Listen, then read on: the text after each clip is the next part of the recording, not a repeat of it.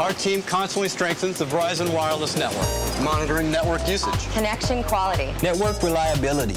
You want to know why Verizon Wireless is such an advanced network? You're looking at it.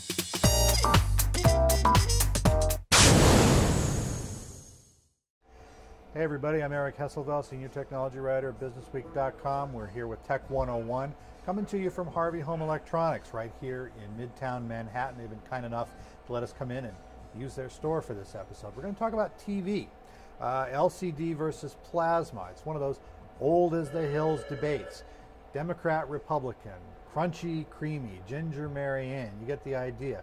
Relative trade-offs and strengths and weaknesses on both sides. I'm going to talk about what's good about LCD screens on TVs these days, what's good about plasma screens.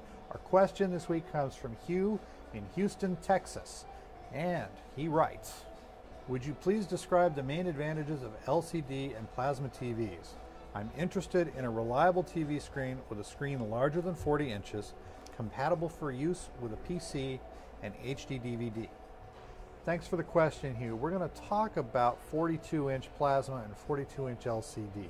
That seems to be about kind of an equilibrium point where the screen sizes have kind of settled and where you can get a pretty good comparison both on performance and price. So I'm going to show you two right now.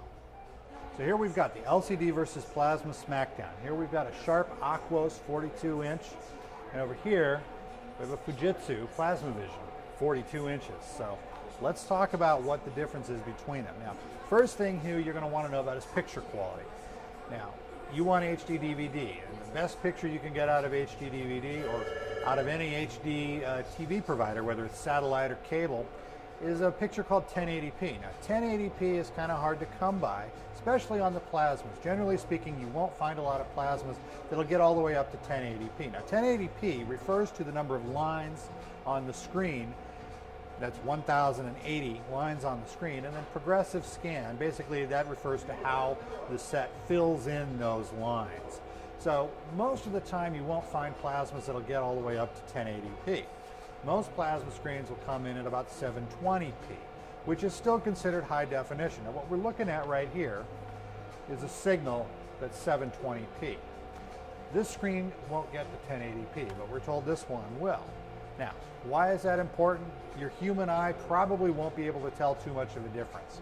Generally speaking, 720p and higher is considered a high definition picture, and I got to tell you, they both look pretty sweet. All right, let's talk a little bit more about picture comparison. Now, one of the important things with these screens is the color black.